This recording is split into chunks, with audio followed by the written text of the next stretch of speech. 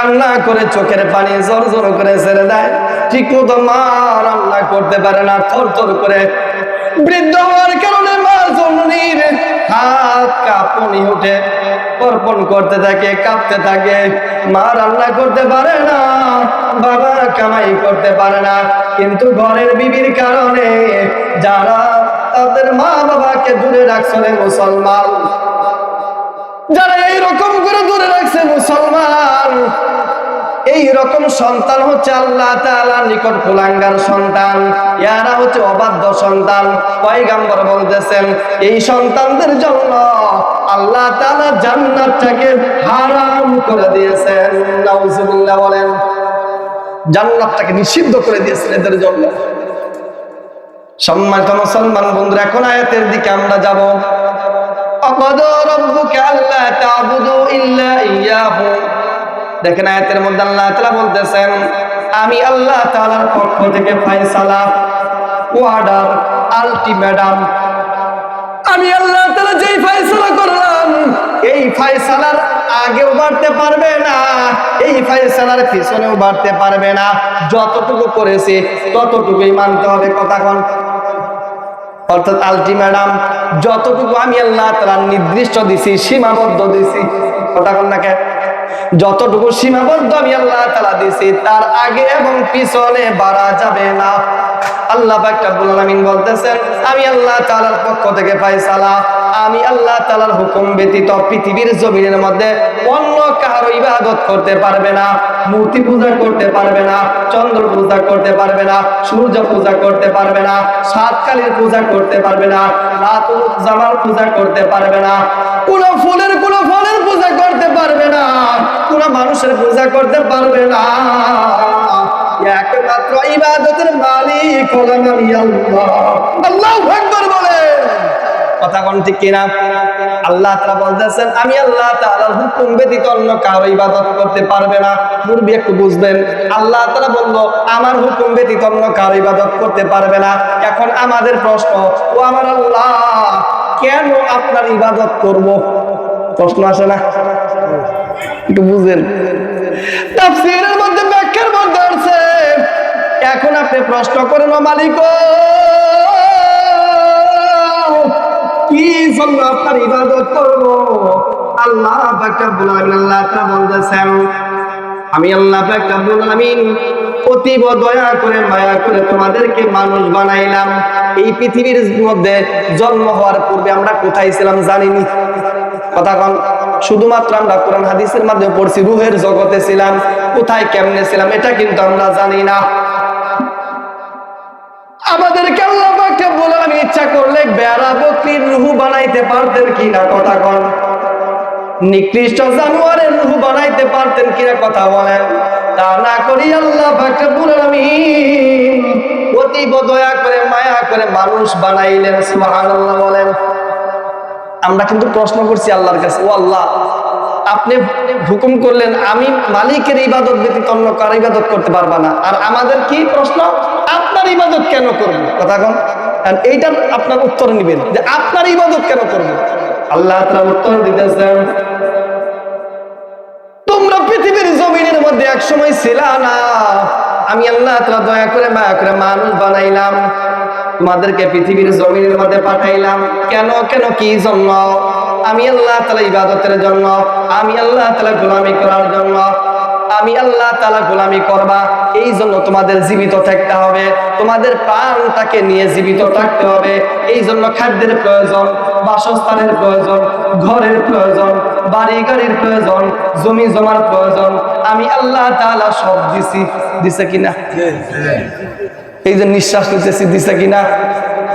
সম্মানিত মুসলমান বন্ধুরা, তাফসীরি আলোচনা বাবাজিরা বুঝবার জন্য চেষ্টা করবেন, ছোট মাহফিল হিসেবে আলোচনাকে দূরে সরাইয়া দিবেন না। আল্লাহ পাক রব্বুল আলামিন বলতেছেন ও আমার বান্দা বান্দীরা এই পৃথিবীটাকে তোমাদের জন্য বানাইলাম। এই পৃথিবী সৃষ্টি করছে কাদের জন্য? মানুষের জন্য। কথা কোন না? এই পৃথিবী সৃষ্টি করছে কাদের জন্য? মানুষের জন্য। মানুষ যদি না থাকে, আল্লাহওয়ালা ব্যক্তি না থাকলে এই পৃথিবী আল্লাহ তাআলা রাখবে? কথা কোন? একজন কলেমাওয়ালা যদি না থাকে, আল্লাহ তাআলা কি ঘোষণা দিছে? একজন কলেমাওয়ালা যদি ব্যক্তি না থাকে, আল্লাহ বললেওয়ালা ব্যক্তি না থাকে, এই দুনিয়াটাকে আল্লাহ তাআলা কি করবে? ধ্বংস করে দিবে। তাহলে কি বুঝাচ্ছে শেষে? যে আমাদের জন্য আল্লাহ তাআলা কি রাখছে? কথা কোন, আমাদের জন্য পৃথিবী আল্লাহ তাআলা টিকাইয়া রাখছে। আল্লাহ পাক রব্বুল আলামিন আল্লাহ তাআলা বলতেছেন, আমি আল্লাহ পাক রব্বুল আলামিন তোমাদের জন্য বিশাল বড় আসমান বানাইলাম, বিশাল বড় জমিন আমি আল্লাহ তাআলা বানাইলাম।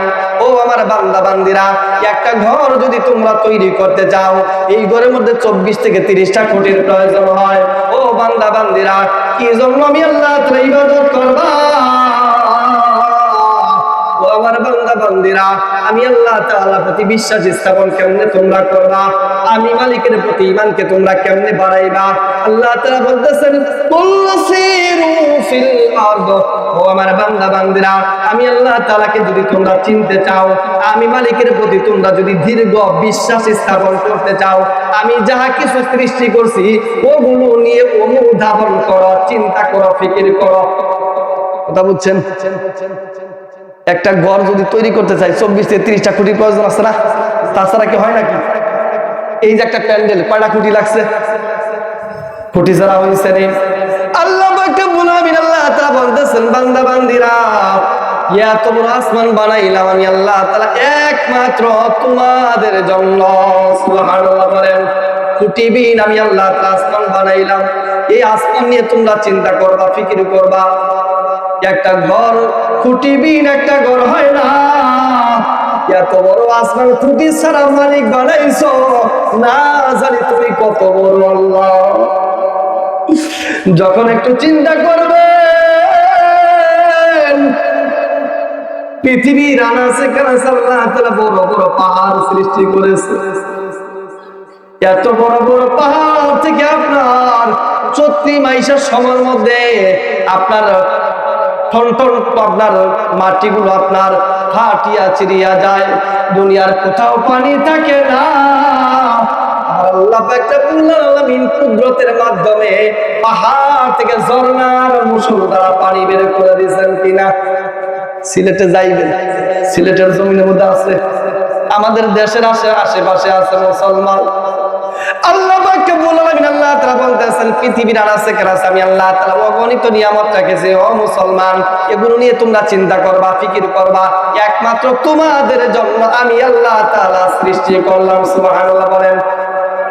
এই জন্য কবি বলেছেন, কে দিল তরলতার গাছে এত বড় কদু, কার ইশারায় মৌমাছিরা মৌচাকে দেয় মধু। কথা বল। পৃথিবীর মধ্যে সবচেয়ে বড় খাদ্যের নাম কি? দামি মধু। মুরব্বীরা, পৃথিবীর মধ্যে সবচেয়ে দামি খাদ্যের নাম মধু। কথা বল। এর উপর কোন দামি খাদ্য আছে? কিন্তু এইটা দেখেন তো, মানুষে বানায়, মানুষের কোন কারিগরের মাধ্যমে, একটা ছোট্ট একটা মৌমাছির মাধ্যমে একটা মাছা তৈরি করে। জীবনে কোনো বৈজ্ঞানিক পাবেনি। একটু চিন্তা করবেন, ফিকির করেন। আল্লাহ তাআলা বলতেছে, ও বান্দা বান্দিরা, এগুলো নিয়ে তোমরা কি করো? চিন্তা করো, ফিকির করো। কেন তোমরা ইবাদত করবা? এগুলো একমাত্র তোমাদের জন্য আমি আল্লাহ তাআলা সৃষ্টি করেছি। সুবহানাল্লাহ। কে দিল তরলতার গাছে এত বড় কদু, কার ইশারায় মৌমাছিরা মৌচাকে দেয় মধু। কে দিল তোর শিমুল গাছে নরম নরম তুলা, কার আদেশে চৈত্র মাসে জমিন মাঝে দুলে। আল্লাহু আকবার বলেন। কে দিল তোর মরিচ গাছে মরিচ এত জাল, কার আদেশে ভাদ্র মাসে পাকে গাছে তাল। কথা বলতে কিনা? এখন পাবেন মুরব্বী, 5,000 পাবেন। কার কুদরত? সবাই জোরে বলেন, কার কুদরত? আরো জোরে বলেন। কে দিল তোর মরিচ গাছে মরিচ এত জাল, কার আদেশে ভাদ্র মাসে পাকে গাছে তাল। আচ্ছা মানুষ বলো দেখি, রাত্রি কেন কালো? চাঁদ সূর্য কোথা হতে পেল এত আলো? পশু পাখি কয় না কথা, মানুষ কেন কয়? বলো বলো এসব মানুষ কেমন করে হয়? ফুল সব নানা রঙের কেমন করে হয়, পাতাগুলো সবুজ বটে ফুলের মতো নয়। দুধ কেনে হয় সাদা, মরিচ কেনে জাল, আঙ্গুল সব পাকলে পরে কেমনে হয় তা লাল। আমরা সবাই বাস করি বা এই দুনিয়া রঙে, হাতের লেখা আর চেহারা মিলে না কারো সঙ্গে মিলেনি। কথা কন। এক ব্যক্তি বলতেছে, হুজুর আমার মাকে আমি হারাইছি, মক্কা করলাম, মদিনা করলাম, কত দেশ সফর করলাম, ওই মায়ের যে আদরের মুখ হারাইছি, হাজার হাজার মানুষেরকে দেখলাম, কোন মানুষের চেহারার সাথে আমার মায়ের চেহারার মিল পাইলাম না। কথা পাওয়া যাবে নি? আমরা সবাই বাস করি বা এই দুনিয়া রঙে, হাতের লেখা আর চেহারা মিলে না কারো সঙ্গে, আর মিলে না কথার ধরন, আঙ্গুলের টিপ। কথা বলেন ঠিক কিনা? আমাদের বাংলাদেশে কত কোটি মানুষ আছে? আমরা 18 কোটি। কত কোটি? আমাদের পরিচয়পত্র কিসের মাধ্যমে? আইডি কার্ডের যে বানাই আমরা কিসের মাধ্যমে? টিভির মাধ্যমে। এই যে আপনাদের ইউনিয়ন কি বড় সোনা? কথা বলেন ঠিক কিনা? বড় সোনা ইউনিয়ন। আপনাদের কাছে একটা প্রশ্ন, এই এলাকার মধ্যে আমি থাকি, কোনদিন এই দেখেন এতটুকু জায়গার মধ্যে কেমন পেঁয়াজ আল্লাহ পাক রব্বুল আলামিন দিবেন, কোনদিন আপনি শুনছেন যে আপনার টিমের সাথে আপনার বয়রাতল ইউনিয়নের একজনের টিমের সাথে মিলা গেছে?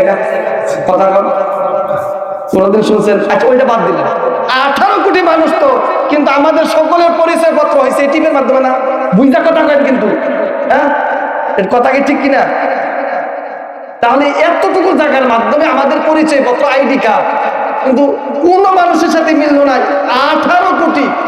খেয়াল করছে? 2-1000 2 লক্ষ না। কোনদিন শুনছেন যে সখীপুর থানার একজন ব্যক্তি টিমের সাথে সেই ঢাকার এক ব্যক্তি টিমের সাথে মিলা গেছে? আল্লাহু আকবার! কেমন কুদরতের মালিক আমার আল্লাহ তাআলা, এমন একটা পেঁচ আল্লাহ তাআলা মারছে, জিন্দেগিতে মানুষের সাথে মানুষের মিল হবে না, জিন্দেগিতে মানুষের টিমের সাথে কারোর টিমের সাথে মিল হবে না। এই জন্য আল্লাহ পাক রব্বুল আলামিন বলতেছেন, ও বান্দা বান্দিরা, কেন ইবাদত করবা? কেন ইবাদত করবা? এই পৃথিবীতে তোমাদের জন্য আমি আল্লাহ তাআলা সাজাইছি। কথা বল, আমাদের জন্য আল্লাহ তাআলা সাজাইছেন, এখন কেন ইবাদত করবো? আল্লাহ তাআলা বলতেছে, ও বান্দা বান্দিরা, এত কিছু করেছি একমাত্র তোমাদের জন্য। তাহলে মুসলমান নামাজ বাদ দিব? হ্যাঁ, রোজা বাদ দিবেন? নামাজ, রোজা, হজ, যাকাত আমরা সবাই করবো তো ইনশাআল্লাহ। ইবাদত সঠিকভাবে করবেন সম্মানিত মুআজ্জাজ। এরপর আল্লাহ পাক রব্বুল আলামিন বলতেছেন, আমি আল্লাহ তাআলা ইবাদত করার পর তোমাদের মা বাবার সাথে কি করো? সদ আচরণ করো। বাচ্চাদেরকে একটু থামান। তোমাদের মা বাবার সাথে সদ আচরণ করো, মা বাবাকে খেদমত করো। হুকুম করছে কে? আল্লাহ পাক রব্বুল আলামিন। আল্লাহ তাআলা বলতেছেন, আমি আল্লাহ পাক রব্বুল আলামিনের ইবাদত করার পর তোমরা তোমার মা বাবার সাথে সৎ আচরণ করো, শব্দ ব্যবহার করো। এই অর্ডার, হুকুম আমি আল্লাহ তাআলা তোমাকে দিলাম। আল্লাহ তাআলার হুকুম অমান্য করলে কি গুনাহ? কবিরা। সবাই বলেন কি গুনাহ? কবিরা গুনাহ। কবিরা গুনাহ মনে রাখবেন, এক ওয়াক্ত নামাজ যদি ইচ্ছা অনুযায়ী বাদ দেন, কবিরা গুনাহ হয়ে যাইবে। ও আমার মায়েরা, বোনেরা, যার সাথে দেখা দেওয়া জায়েজ নাই, তার সাথে যদি দেখা দেন, নির্জনে দেখা দিলে কবিরা গুনাহ হয়ে যাইবে। বেপরদা হইয়া যদি আপনি বাজারে যান, এটা আপনার আমলনামার মধ্যে কবিরা গুনাহ হয়ে যাইবে। পর্দা করে আল্লাহ তাআলা পক্ষ থেকে ফরজ আইন আল্লাহ তাআলা অর্ডার করেছেন, ফাকরনা ফি বুয়ুতিকুন্না ওয়ালা তাবাররুজনা তাবাররুজাল জাহিলিয়াতিল উলা। ও আমার মায়েরা, বোনেরা, আল্লাহ পাক রব্বুল আলামিন আপনাদেরকে অর্ডার করেছেন, নারীদেরকে আমি আল্লাহ তাআলা ঘরের জগতের জন্য সৃষ্টি করেছি, আর পুরুষদের জন্য আমি আল্লাহ তাআলা, পুরুষদেরকে আমি আল্লাহ তাআলা বাহিরের জগতের জন্য সৃষ্টি করলাম। সুবহানাল্লাহ। নারীরা ঘরের মধ্যে কাজ করবে, নারীরা বাড়ির ভিতরে কাজ করবে। পুরুষদের কাজ হচ্ছে মাঠে ময়দানে কাজ করবে, মাঠে ময়দান থেকে রিজিক আরোল করিয়া পুরুষেরা ঘরের মধ্যে রিজিক নিয়ে আসবে। এই হুকুম করছে কে? যদি কোন প্রয়োজনে নারীরা তোমরা ঘর থেকে বের হও, আল্লাহ তাআলা বলতেছেন তোমরা কি করবা? পর্দা অনুযায়ী এমন ভাবে বের হবা, পুরো মাহরাম পুরুষের সাথে হঠাৎ বেগানা পুরুষের সাথে তোমার যেন সাক্ষাৎ না হয়, বেগানা পুরুষের সাথে তোমার সাক্ষাৎ করা যাবে না, চেহারা দেখানো যাবে না, চুলকে বাহির করে দেখানো যাবে না, হাতের তালুকেও দেখানো যাবে না, পাকে দেখানো যাবে না।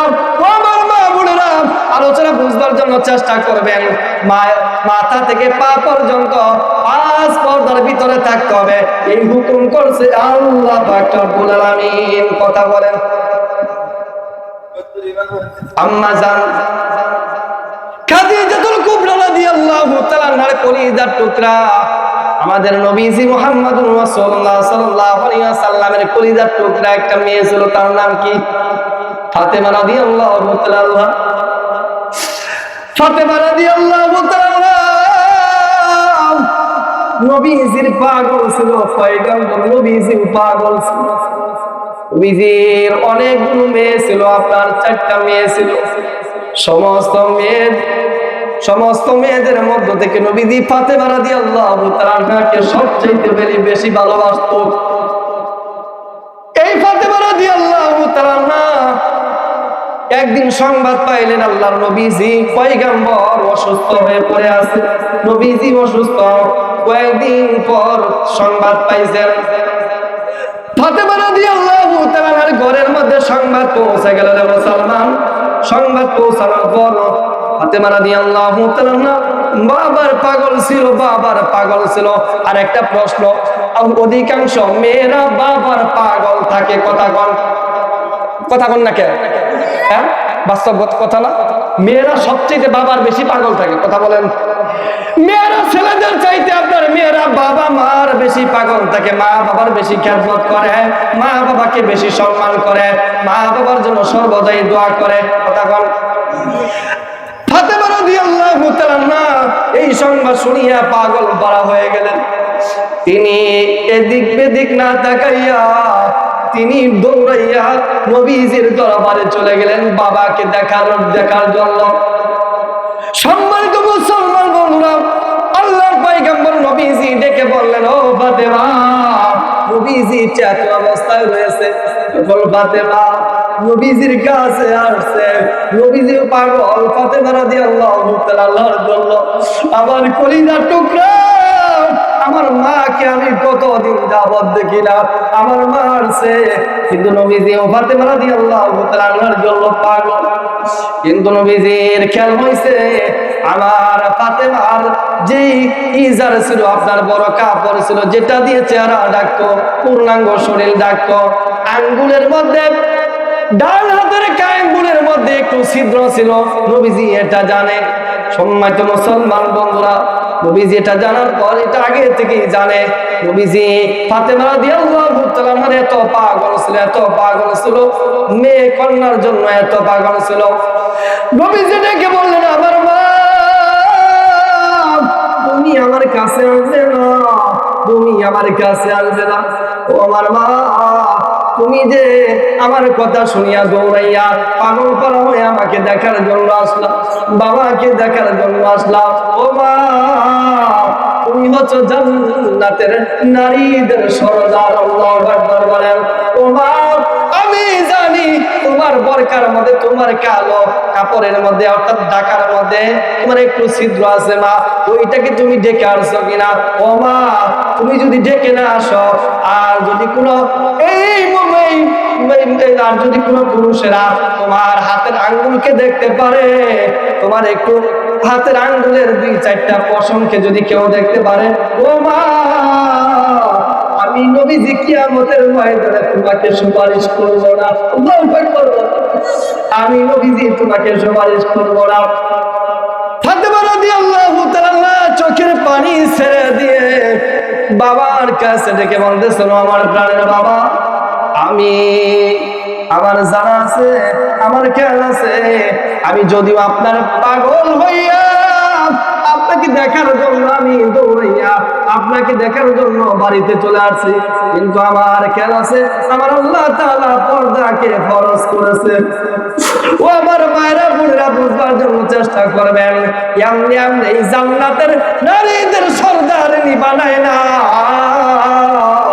ফাতেমা রাদিয়াল্লাহু তাআলা বলতেছে, আব্বাজান, আমার খেয়াল আছে, ওই যে একটু যে ছিদ্র, আমি কি করেছি, বোরকা পরিধান করার পর আমার হাতের আঙ্গুলের মাধ্যমে আমি চাপ দিয়ে এমন ভাবে ধরেছি, দুনিয়ার কোন বেগানা পুরুষ তো কোন ফেরেশতারা আমি ফাতেমাকে দেখতে পারবে না। আল্লাহু আকবার বলেন।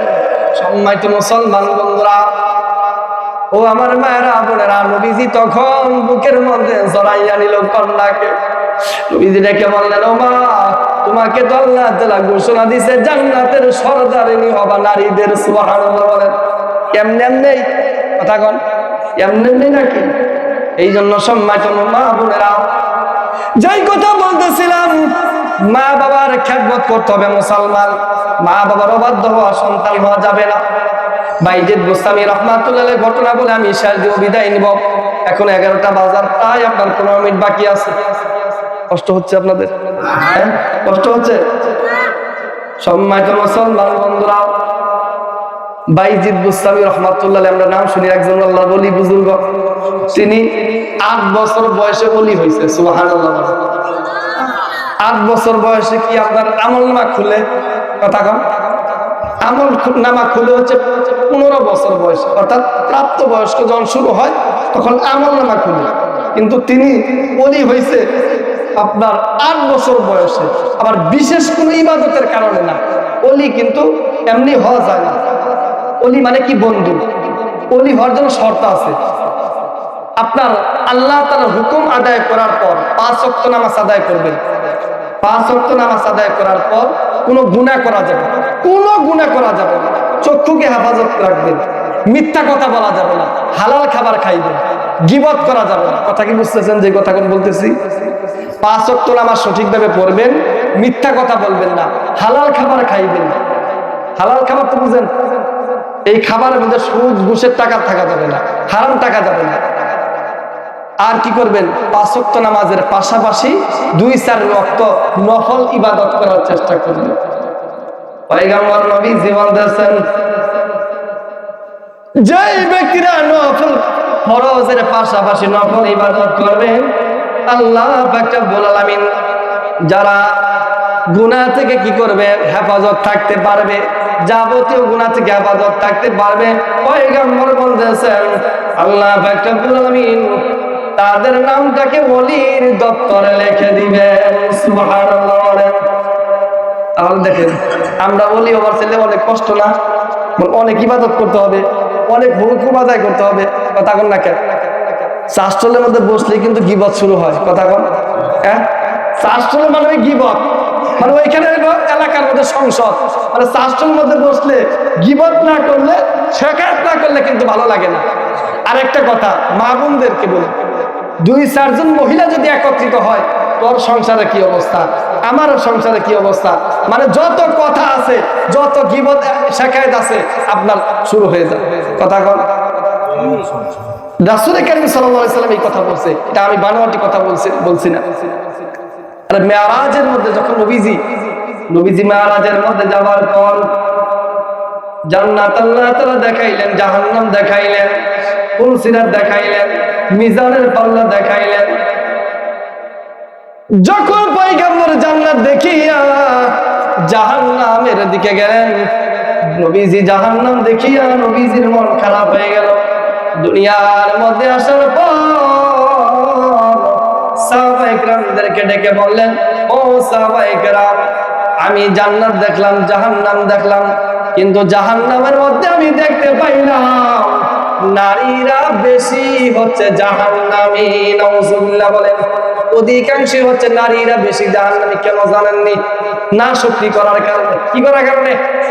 স্বামীর ঘরে বসবাস করে 20 বছর, 20 বছরের মধ্যে 18-19 বছর ভালো খাওয়াইছে পড়াইছে, হঠাৎ করে ব্যবসার মধ্যে ধ্বংস হয় না? কথা কন।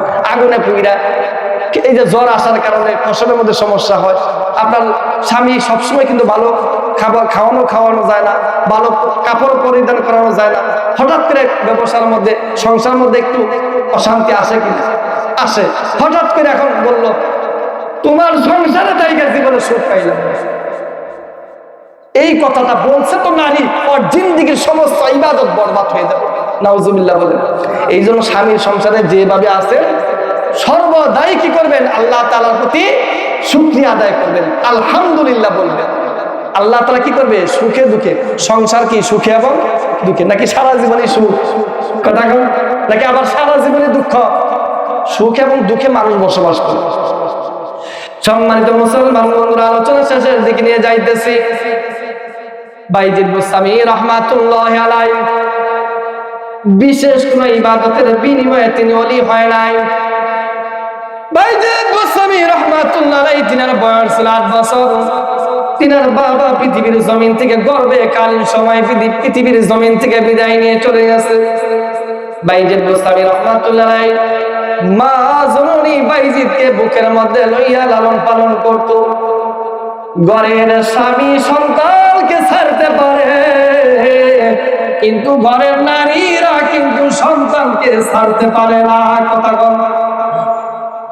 সম্মানিত মুসলমান বন্ধুরা, কেমন কুলাঙ্গার বাবা আছে রে মুসলমান, সন্তানকে ছেড়ে দেয়, কিন্তু মা তো তাকেই বলছে। মাঝে মাঝে আমরা খবরের মধ্যে, সংবাদের মধ্যে পাই, স্বামী সন্তানগুলো ছেড়ে চলে গেছে, অন্যত্র বিয়ে করে আপনার সংসার করতেছে। কিন্তু ওই ঘরের ওই অর্ধাঙ্গিনী পুত্র সন্তান মেয়ে সন্তানকে লইয়া আজীবনের জন্য আপনার জিন্দেগিটাকে কাটাইয়া দেয়, মানুষের বাড়ি বাড়ি কাজ করিয়া। কথা কোন ঠিক কিনা?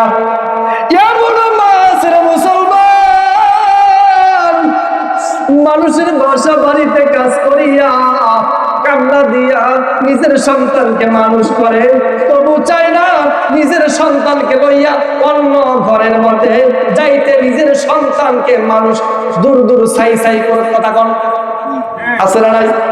সম্মানিত মুসলমান বন্ধুরা, এই জন্য কথা বুঝবার জন্য চেষ্টা করবেন। বাইজিদ বুস্তামীর মা ব্যতীত বাইজিদ বুস্তামীর দুনিয়ার মধ্যে কেউ ছিল না রে মুসলমান। বাইজিদ বুস্তামী রাহমাতুল্লাহ আলাইহির মা জননী বাইজিদ বুস্তামী রাহমাতুল্লাহ আলাইহিকে খাদ্যের জন্য তিনি মানুষের বাড়ি বাড়ি কাজ করত। কিন্তু বাইজিদ বুস্তামীর মা ছিল একজন বুজুর্গ বান্দি। সুবহানাল্লাহ বলেন, আল্লাহর ওলি বান্দি রে মুসলমান। ও মা মানুষের বাড়ি বাড়ি কাজ করত, কিন্তু পর্দা লঙ্ঘন করতো না। সুবহানাল্লাহ বলেন, পর্দা লঙ্ঘন করতো না। মানুষের সামনে, বেগানা পুরুষের সামনে আপনার চেহারা কি করতো না? চেহারা দেখাইতো না। পর্দা অনুযায়ী সর্বদাই আপনার পর্দা অনুযায়ী চলতেন। হালাল খাবার খাওয়ার জন্য চেষ্টা করতেন, ইবাদত করার জন্য চেষ্টা করতেন। বাইজিদ বুস্তামী রাহমাতুল্লাহ আলাইহির মা একজন বুজুর্গওয়ালা বান্দি ছিল। একটা প্রশ্ন আপনাদের কাছে, ক্ষেত যদি ভালো হয় ওই ক্ষেতের ধান ফসল কিন্তু ভালো হয়। কথা বল। আর ক্ষেতের উপর যদি গাছপালা থাকে ওই ক্ষেতের ফসল কিন্তু ভালো হয় না। কথা বল নাকি?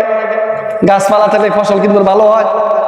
সম্মানিত মুসলমান বন্ধুরা, ও আমার মা, তোমার পেটটাকে ঠিক করতে হবে রে মা। তুমি যদি গর্ভে সন্তান যাওয়ার পর মা যদি পর্দা অনুযায়ী কি করে, মা যদি থাকে আর কোরআন তেলাওয়াত করে, গুনাহের কাজ না করে, মায়ের পেট যদি ঠিক থাকে রে মুসলমান, ওই পেট দেখে আল্লাহর ওলি বুজুর্গ আল্লাহ তাআলা বের করে দিবেন। কথা কোন ঠিক কিনা? এই জন্য সম্মানিত মুসলমান বন্ধুরা, বাইজিদ বুস্তামী রাহমাতুল্লাহ আলাইহি তিনার বয়স যখন 8 বছর, মা জননী একদিন হঠাৎ করে ঘরের মধ্যে আপনার শুয়ে আছে, রাত্রিবেলায় শুয়ে আছে। গভীর রাত্রিবেলায় বাইজিদ বুস্তামী রাহমাতুল্লাহ আলাইহির মার শরীরের মধ্যে জ্বর এসে গেছে, তাপ উঠছে, কঠিন তাপ, বিছানা থেকে উঠতে পারতেছে না। মা জননী ডেকে বলতেছেন, বাবা বাইজিদ, আমার পানির পিপাসা লাগছে, বাবা তুমি আমাকে এক পেয়ালা পানি এনে দাও। বাইজিদ বুস্তামী রাহমাতুল্লাহ আলাইহি তিনি মায়ের পাগল ছিল রে মুসলমান। মা জননী যখন বলছে বাবা পানি এনে দাও, বাইজিদ বুস্তামী রাহমাতুল্লাহ আলাইহি তিনি সাথে কলসির মধ্যে গেছে পানি নেওয়ার জন্য। তাকাইয়া দেখে কলসির মধ্যে আপনার পানি নাই। হায় হায়, আমার মা জননী পানি চাইছে, যদি আমার মাকে পানি না দিতে পারি আমার মা কষ্ট পাইবে। এই জন্য বাইজিদ বুস্তামী রাহমাতুল্লাহ আলাইহি মনে মনে খেয়াল করলো, আগেকার জামানা শত শত বছর পূর্বে আপনার কূপ ছিল, আজ থেকে 40-50 বছর আগে তো মনে কূপ ছিল, মুরব্বীরা দেখছেন না? এইরকম টিউবওয়েল ছিল না রে মুসলমান, মোটর ছিল না। বাইজিদ গোস্বামী রাহমাতুল্লাহ দিনের মধ্যে মাথার মধ্যে আপনার বুদ্ধি আসলো, ওই যে কূপ দূরে জঙ্গলের কিনারার মধ্যে কূপ আছে, আর বিশেষ করে কূপগুলো কিন্তু আপনার নির্জন জায়গার মধ্যে আমরা করতাম, কথা কম, নির্জন জায়গার মধ্যে যেন পশু পাখি এবং কি যেন মানুষের আনাগোনা কম থাকে। সম্মানিত মুসলমান বন্ধুরা, নির্জন জায়গার মধ্যে কূপ, বাইজিদ গোস্বামী রাহমাতুল্লাহ ভয় হয় শীতকালীন সময়, শরীরের মধ্যে একটা শীতের কাপড় নাই, গরিব অসহায়, যেই ঘরের মধ্যে সংসারের মধ্যে বাবা থাকে না মুসলমান, যেই সংসারের মধ্যে বাবা থাকে না, কামাই করা যে কত কষ্ট একটা নারী জানে, লালন পালন করা সন্তানদেরকে ওই মা জননী জানে, বুঝে মুসলমান। বাইজিদ গোস্বামী রাহমাতুল্লাহ শরীরের মধ্যে কোনো কাপড় নাই, একটা মাত্র পাতলা কাপড় পরে আপনার থরথর করে কাঁপতেছে, কিন্তু আমার মা চাইছে পানি, আমার মাকে পানি দিতে হবে। এই জন্য বাইজিদ গোস্বামী একটা পেয়ালা লইয়া একটা গোর দিল আপনার কূপের দিকে, কূপের মধ্যে গিয়ে আপনার পানি উঠাইলেন, পানি উঠাইয়া সাথে সাথে আপনার ঘরের মধ্যে আসলেন। একটু লেট হয়েছে, অর্থাৎ টাইম গেছে, ছোট বাচ্চা আপনার ভয়ে ভয়ে গেছে, একটু টাইম গেছে, ঘরের মধ্যে এসে দেখে যে মা জননী ঘুমাইয়া গেছে। চিন্তা করতেছে, হায় হায় আমার মা ঘুমাইছে, এখনো যদি আমার মাকে আমি ডাক দেই আমার মা তো কষ্ট পাইতে পারে। বাইজিদ গোস্বামী রাহমাতুল্লাহ ছোট বাচ্চারে মুসলমান 8 বছর বয়সের বাচ্চা, দেখেন আল্লাহ তাআলা তার জেহেন, তার মাথাটা কতটুকু আল্লাহ তাআলা দিয়েছে, খেয়াল করতেছে আমার মা জননীকে এখন যদি পানির জন্য আমি ডাক দেই আমার মা কষ্ট পাইতে পারে। সম্মানিত মুসলমান বন্ধুরা, এই জন্য বাইজিদ গোস্বামী রাহমাতুল্লাহ মাকে ডাক দিলেন না, মা জননীর শিয়রে ওই যে মাথার কাছে তিনি এক পেয়ালা লইয়া দাঁড়াইয়া রইলেন। আবার কখন জানি আমার মা জননীর ঘুম ভেঙে যায়, ঘুম ভেঙে যাওয়ার পর আমার মা জননী পানি চাইতে পারে, তখন আমিও তো বেবুর ঘুমের মধ্যে থাকতে পারি, আমার মা পানি চাওয়ার পর যদি পানি না দিতে পারে আমার মা কষ্ট পাইতে পারে। এই জন্য বাইজিদ গোস্বামী রাহমাতুল্লাহ মা জননীর শীতানে অর্থাৎ মাথার পাশে দাঁড়িয়ে আছেন এক পেয়ালা পানি লইয়া। সম্মানিত মুসলমান বন্ধুরা, হঠাৎ করে গভীর রাত্রি বেলায় যাদের একটা সন্তান হয়, দুইটা সন্তান হয়, শিশু বাচ্চাদেরকে আমরা বুকের মধ্যে নিয়ে কিন্তু আপনার বিছানার মধ্যে শয়ন করি, কথা কন, বিছানার মধ্যে রাত্রিবেলায় বাবা এবং মা, একটা সন্তান থাকলে কিন্তু সন্তানের প্রতি আলাদা একটা মায়া দরদ থাকে। বাবা যদি 10টা সন্তানও থাকে, প্রত্যেকটা সন্তানের প্রতি আপনার একরকম মহাব্বত, কথা বলেন। সম্মানিত মুসলমান বন্ধুরা, ছোট সন্তানদেরকে লইয়া আমরা বুকের মধ্যে নিয়ে থাকি। আবার দেখবেন গভীর রাত্রিবেলায় মা এবং বাবা যদি বুকের মধ্যে সন্তান নিয়ে থাকে, বিছানার মধ্যে বেল ঘুমে এইভাবে হাত বুলাই, আমার সন্তান আসেনি, কথা হয় না এরকম যে আমার বাবা আমার সন্তান বিছানার মধ্যে আছে কিনা। সব বাচ্চা তো আপনার এদিক সেদিক নাড়াচাড়া করে খাটের নিচেও পড়ে যায়, হয় না এরকম। সম্মানিত মুসলমান বন্ধুরা, বাইজিদ গোস্বামী রাহমাতুল্লাহ মা বেলগুম অর্থাৎ ঘুম ভেঙে গেছে, বেলগুম তাহাজ্জুদ করবে এই টাইমের মধ্যে তিনি উঠে গেছে। সংক্ষিপ্ত করতেছে মুসলমান আলোচনা, ঘুমের মধ্যে তিনি বিছানার মধ্যে এইভাবে হাতাইতেছে, আমার বাবা আমার বুকের মধ্যে আছে, বুকের মধ্যে হাত দিয়ে দেখে বাবা নাই, বিছানার মধ্যে হাত দিয়ে দেখে বাবা নাই, বাবা যেন কোথায়। বাইজিদ গোস্বামী রাহমাতুল্লাহ মা একটা চিৎকার মারলেন, আমার বাবা বাইজিদ তুমি কোথায়, এমন একটা চিৎকার মারলেন, বাবা তুমি কোথায়, কিন্তু মাতার কাছে সন্তান দাঁড়িয়ে আছে এটা খেয়াল করে নাই। বাইজিদ মুস্তামি রাহমাতুল্লাহ আলাইহি মা জুরিন ডাকে সাড়া দিলেন, মা আমি তোমার জন্য পানি নিয়ে অপেক্ষা করতেছি। সুবহানাল্লাহ বলেন।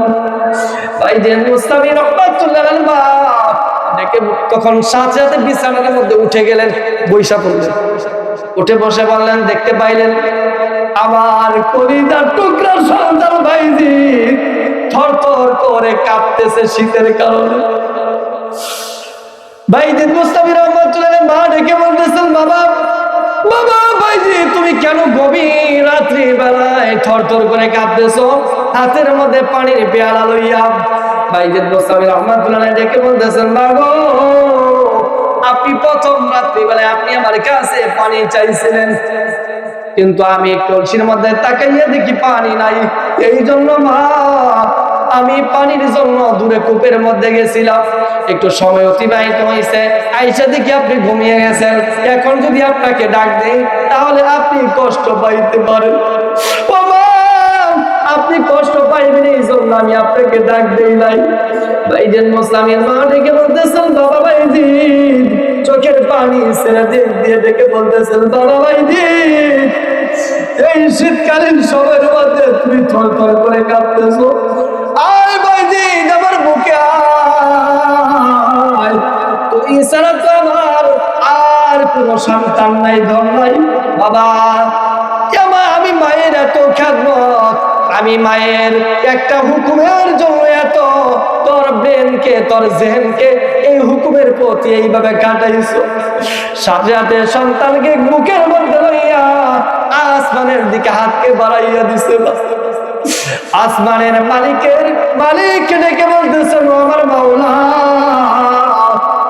আমার ছোট বাইজিদ আমি মা জমির জন্য যা করব দুনিয়ার মধ্যে কেউ করতে পারে না। ও আমার মাওলা আমার বাইজিদকে আপনি সুলতানুল আরিফিন বানাইয়া দেন, আমার বাইজিদকে আপনি জামানার ওলি বানাইয়া দেন। সুবহানাল্লাহ। সম্মানিত মুসলমান বন্ধুরা, সেই যে মা দোয়া করলো, আজকে তামাম পৃথিবীর সমস্ত উলামায়ে কেরাম সমস্ত মানুষেরা তার নাম নিতে সম্মানের সহিত নাম নেই। কথা বল, এটা কেন জানেননি? মায়ের দোয়ার কারণে মুসলমান। এই জন্য পয়গম্বর নবীজি বলেছেন, কিয়ামতের ময়দানে আল্লাহ তাআলা তিন শ্রেণীর মানুষের দিকে আল্লাহ তাআলা তাকাইবে না। এই হাদিসটা বুঝবেন, সালাসাতুল লা ইউকাল্লিমুহুমুল্লাহু ইয়াওমাল কিয়ামাহ ইন্নাল্লাহা লা ইয়ানজুরু ইলাইহা। কিয়ামতের ময়দানে তিন শ্রেণীর মানুষের দিকে আল্লাহ তাআলা তাকাইবে না, পবিত্র করবে না, আল্লাহ তাআলা তাদের প্রতি রাগান্বিত থাকবেন। এক নাম্বার হচ্ছে আপনার যারা মা বাবার অবাধ্য সন্তান। নাউজুবিল্লাহ বলেন। কথা বুঝছেন কি? বাংলা কথা বুঝেন তাই না, খালি তো সুর দেয়া হলেন। মা বাবার অবাধ্য সন্তান কাকে বলে? যারা মা বাবাকে আপনার যারা বাদ দেয় না, মা বাবাকে যারা খেদমত করে না, মা বাবার সাথে যারা খারাপ আচরণ করে, মুসলমান বেয়াদবি করে, কথা বুঝলেন, এরাই হচ্ছে অবাধ্য সন্তান। বিবাহ করার পূর্বে সন্তান মা বাবার স্বর্ণের টুকরা ছিল, মা বাবার কাছে খুব ভালো ছিল, সন্তানের কাছে মা বাবা ছিল সম্মানের। বিবাহের পূর্বে যেই ঘরের মধ্যে নারী আনছে, যেই ঘরের মধ্যে ঘরের বিবি আনছে রে মুসলমান, 2-4 মাস ভালোই চলছে, 2-4 মাস চলে যাওয়ার পর ঘরের এমন বিবিরা রয়েছে, ও আমার মায়েরা বোনেরা, বিবি ডেকে বলতেছে, আমার প্রাণের স্বামী এখন তোমার কাছে 2টা অপশন। এক নাম্বার অপশন হলো, যদি তোমার সংসারের মধ্যে আমাকে রাখতে চাও, এই সংসারের মধ্যে ঘরের মধ্যে তোমার মা বাবাকে রাখতে পারবা না, আর সংসারের মধ্যে তোমার মা বাবাকে ঘরের মধ্যে যদি রাখতে চাও, আমি তোমার ঘরের বিবিকে তুমি পাইবা না। কথা বল না কে? এরকম ঘটনা অহরহ আছে, অহরহ আছে, আপনার অভাব নেই এরকম ঘটনা। সম্মানিত মুসলমান বন্ধুরা, আমি আমার মাদেরকে দৃষ্টি আকর্ষণ করে বলতেছি, মা ও মা, নিজের বাবা মাকে যতটুকু খেদমত করেন, যতটুকু সম্মান করেন, ইজ্জত করেন, ওই রকম অনুযায়ী আপনার শ্বশুর শাশুড়িকে খেদমত করেন। পয়গম্বর নবীজি বলেছেন, শ্বশুর শাশুড়িকে যদি আপনারা খেদমত করতে পারেন, আপনার প্রতি যদি শ্বশুর শাশুড়ি কি থাকে, রাজি এবং খুশি থাকে, নবীজি বললেন, পয়গম্বর বললেন, কিয়ামতের ময়দানে আল্লাহ তাআলা আপনাদেরকে স্পেশাল একটা জান্নাত দান করবেন। সুবহানাল্লাহ বলেন। দেখছেন নি? এই জন্য নিজের মা বাবাকে যতটুকু খেদমত করবেন, যতটুকু সম্মান করবেন, শ্বশুর শাশুড়িকেও ততটুকু করতে হবে। আর সংসারের মধ্যে বরকত রহমত আসবে মা বাবার দোয়ার বরকতে, কথা কন। কিন্তু মা বাবার দোয়া না থাকলে আপনি এটা ভাববেন না যে মা বাবাকে বাদ দিয়ে দিছি, মা বাবাকে অন্যত্র কোথাও পাঠাইয়া দিছি, আমরা সুখে শান্তিতে থাকবো 2-4 দিন, কথা কন না। হ্যাঁ, দুনিয়া থেকে আল্লাহ তাআলা দেখাইয়া নেয় সবচাইতে নগদ একটা বিচার মুসলমান। বিশ্বাস হয় নবী? হ্যাঁ, এক ব্যক্তি আপনার পালুলা হয়ে গেছে, শেষে খবর নিয়ে জানা যায় যে মাকে লাত্তি মারছিল, কথা বল না। মা বাবার সাথে বেয়াদবি করবা মুসলমান, দুনিয়া থেকে আল্লাহ তাআলা দেখাইয়া নিবে। কিন্তু যারা বেয়াদবি করেছেন এখনো সময় আছে, মা বাবার পায়ের মধ্যে গিয়ে পড়ে যান, লুটাইয়া যান যদি জান্নাত পেতে চান। আর যাদের মা বাবা মারা গেছে কবর পাশে গিয়ে দোয়া করবে, কবর পাশে গিয়ে দোয়া করবে। সম্মানিত মুহতারাম মুআজ্জাজ, অনেক টাইম চলে যাচ্ছে, আমি আলোচনা বাড়াবো না। সম্মানিত মুহতারাম, নারীদের সম্পর্কে আমি 4টা বিষয়ে কথা বললে আমি শেষ দিচ্ছি। কিন্তু আমাদের যাদের মা বাবা বেঁচে আছে আমরা খেদমত করবো তো ইনশাআল্লাহ। দেখে একটা হাত বাড়াই, কে কে খেদমত করবেন? কেউ কষ্ট দিবেন না ইনশাআল্লাহ। যাদের মা বাবা কবর আছে দোয়া করবো তো ইনশাআল্লাহ। হ্যাঁ, আরেকটা হাদিস আপনাদেরকে শিক্ষা দিই, একটু মনে রাখেন, হাত উঠে রাখেন। 1 নম্বর হচ্ছে, কোনো হুজুর ভাড়া করানো লাগবে না, কোনো হুজুরের কাছে যাইতে হবে না। নিজে কবরের পাশে প্রত্যেক জুমার দিন কবরের পাশে গিয়ে একবার সূরা ফাতিহা, সূরা ইখলাস 3 বার দরুদ শরীফ পাঠ করে দোয়া করবেন। নবীজি বলেছেন কমপক্ষে 40 দিনের কবর আযাব মাফ। সুবহানাল্লাহ। আয় আল্লাহ, আমাদের মা বাবার খেদমত করার তৌফিক দান করুন, সকলে বলে আমিন। তার যাদের মা বাবা মৃত্যুবরণ করছে তাদের কবরের পাশে গিয়ে আল্লাহ দোয়া, তাদের কবরের পাশে গিয়ে আল্লাহ তাদের কবরে সব রেসানি করার তৌফিক দান করুন, সকলে বলে আমিন। সম্মানিত মুহতারাম মুআজ্জাজ, এই জন্য মা এবং বাবা হচ্ছে সবচেয়ে আপন। তাদেরকে কি করবেন? সম্মান করার চেষ্টা করবেন, দোয়া নিবেন। আল্লাহ তাআলা রিজিকের অভাব রাখবেন, বুঝছেন? রিজিকের অভাব রাখবেন না। যেই কথা বলতেছিলাম নারীদের সম্পর্কে, নবীজি 4টা বিষয়ে কথা বলছে। আমি বাঙ্গা কথায় বলে দিব না, আগামীতে যদি সামনে সময় হয় আলোচনা করব। আসলে গরমের টাইমে দীর্ঘ টাইম আলোচনা করা যায় না, কিন্তু আমি কয়েকটা বিষয়ে আলোচনা করেছি। 1 নাম্বার হচ্ছে দরুদ শরীফ, এ আমল করবেন। 2 নাম্বার হচ্ছে আস্তাগফার, আমল করার চেষ্টা করবেন। সাল্লাল্লাহু আলাইহি ওয়াসাল্লাম আস্তাগফিরুল্লাহ, সাল্লাল্লাহু আলাইহি ওয়াসাল্লাম আস্তাগফিরুল্লাহ, লা ইলাহা ইল্লাল্লাহ, লা ইলাহা ইল্লাল্লাহ। নাকি নতুন গ্রাম মুখস্থ করা লাগবে? পয়গম্বর নবীজি বলেছেন কি জানেন নি? এই 3টা আমল করে যদি কবরে যাইতে পারেন না মুসলমান, কিয়ামতের ময়দানে প্রত্যেকদিন সকাল এবং বিকাল 100 বার করে লা ইলাহা ইল্লাল্লাহ পাঠ করবেন। মাত্র 2-4 মিনিট লাগবে। আস্তাগফিরুল্লাহ পাঠ করবেন, দরুদ শরীফ সাল্লাল্লাহু আলাইহি ওয়াসাল্লাম পাঠ করবেন। এই অবস্থায় যদি আপনার মৃত্যু হয়, কিয়ামতের ময়দানে আল্লাহ তাআলা পূর্ণিমার চাঁদের মতো উজ্জ্বল করে আপনাকে উঠাইবেন। সুবহানাল্লাহ। এই জন্য আমল করবেন তো ইনশাআল্লাহ, আমল করার চেষ্টা করবেন, নিয়ত করেন। নারীদেরকে বলবো, নবীজি বলেছেন আল মারআতু ইযা সাল্লাত খামসা ওয়া সামাত শাহরাহা ওয়া হাসানাত ফারজাহা ওয়া আতাত বালাহা ফালতাদখুল মিন আইয়াবিল জান্নাতিশ শাম। এখন দেখবেন এখানে নবীজি যেই 4টা বিষয়ে কথা বলছে ওই বিষয় মানতে হবে, তার বাইরে যাও না। নারীদেরকে বলেছেন এই 4টা আমল করে যদি নারীরা কবরে যাইতে পারে, পয়গম্বর নবীজি বলেছেন কিয়ামতের ময়দানে ওই নারীদেরকে আল্লাহ তাআলা ঘোষণা করবে 8টা জান্নাতের দরওয়াজা তোমাদের জন্য খোলা, যে কোন দরওয়াজা দিয়ে ইচ্ছা তুমি জান্নাতের মধ্যে প্রবেশ করে যাও। সুবহানাল্লাহ। ফালতাদখুল মিন আইয়া আবওয়াবিল জান্নাতিশ শাম, অর্থাৎ যে কোনো দরওয়াজা দিয়ে তুমি ইচ্ছা করলে প্রবেশ করতে পারবা। কাজ হচ্ছে কয়টা? 4টা। ও আমার মা বোনেরা, এটা মনে করেন না সব কাজ কিন্তু কঠিন কঠিন না, কিন্তু 1 নাম্বার 5 ওয়াক্ত নামাজ। 1 নাম্বার কি? 5 ওয়াক্ত নামাজ। 2 নাম্বার রমজান মাসের রোজা। রোজার কথা মহিলাদেরকে বলতে হয়, মুরব্বী রোজা মহিলারা বেশি পালন করে, আলহামদুলিল্লাহ, এটা তাদের ভিতরে আলহামদুলিল্লাহ সবচেয়ে বড় একটি আমল। 2 নাম্বার। 3 নাম্বার হচ্ছে স্বামীর কি করা? অনুসরণ করা, স্বামীর ইত্তেবা করা। আর আমরা যারা স্বামী আছি, ঘরের বিবির উপর জুলুম করা যাবে না, মারপিট করা যাবে না। এই অধিকার আপনাকে দেয় আল্লাহ তাআলা। প্রয়োজনে পুষবে না, সমস্যা। শরীয়ত বিরোধী কোনো কাজ যদি নারীরা করে তাহলে আপনি কি করতে পারবেন? তালাক দিতে পারবেন। কিন্তু জায়েজ কোনো কাজের জন্য আপনার ভালো লাগলো না, তালাক দিয়ে দিবেন, এত সোজা বাটাম দিবে কিয়ামতের ময়দানে, মনে রাখেন। এই জন্য ঘরের পুরুষ যারা আছেন, জায়েজ যেই আপনার কাজ আছে এগুলো হুকুম করবেন, যথাসাধ্য মা বোনেরা পালন করার চেষ্টা করবেন। জুলুম করা যাবে না, জুলুম কিছু কাজ আছে না, ওই কাজ দেওয়া যাবে না। এই জন্য মা বোনেরা স্বামীর ইত্তেবা অনুসরণ করবেন। আর স্বামীর কি করবেন? নাশুকরি করা যাবে না, এটা আমি পূর্বেই বলেছি। যদি নাশুকরি করেন জিন্দেগির ইবাদত একবারে শেষ। আর 4 নাম্বার হচ্ছে সবচেয়ে কঠিন, কিন্তু কঠিন আসলে কি আমরা বানাইয়া নিছি কঠিন, কথা কম। হ্যাঁ, পর্দা করা একবার সহজ না। হ্যাঁ, আপনি একটু নিজে থেকে একটু চেষ্টা করেন। আসলে তো আমাদের সংসার আছে, আমরা হলো এলাকা গ্রামের মধ্যে বসবাস করি, তারপরে একটু নিজের থেকে সেফ থাকার চেষ্টা করবেন। যতটুকু না হলেই হয়, নিজের থেকে সর্বদাই পরহেজ থাকার চেষ্টা করবেন, সর্বদাই থাকতে হবে। পুরুষ পাইলেই মুখটাকে ডেকে নেন, বেগানা পুরুষ পাইলেই মুখটাকে ডেকে নেন।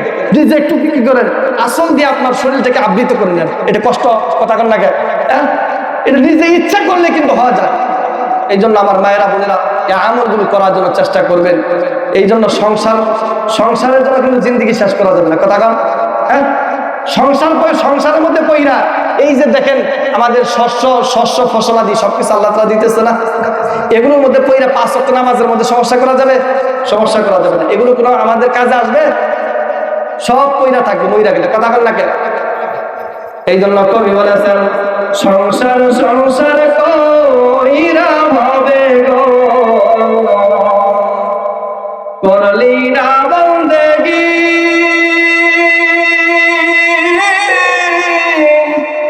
কিভাবে কাটাইবি মনরে, কবরের জিন্দেগি রে, ওরে জীবন গুনাই গুনাই গেল রে, কথা বলেন ঠিক কিনা? সংসার সংসার কইরা ভাবে গো, করলি না বন্দেগি, কিভাবে কাটাইবি মনরে, কবরে জিন্দেগি রে, ওরে জীবন গুনাই গুনাই গেল রে। ধন সম্পদের মায়ায় পইরা গো, ডাকলি না মনারে, কি জানি কি উপায় হবে গো,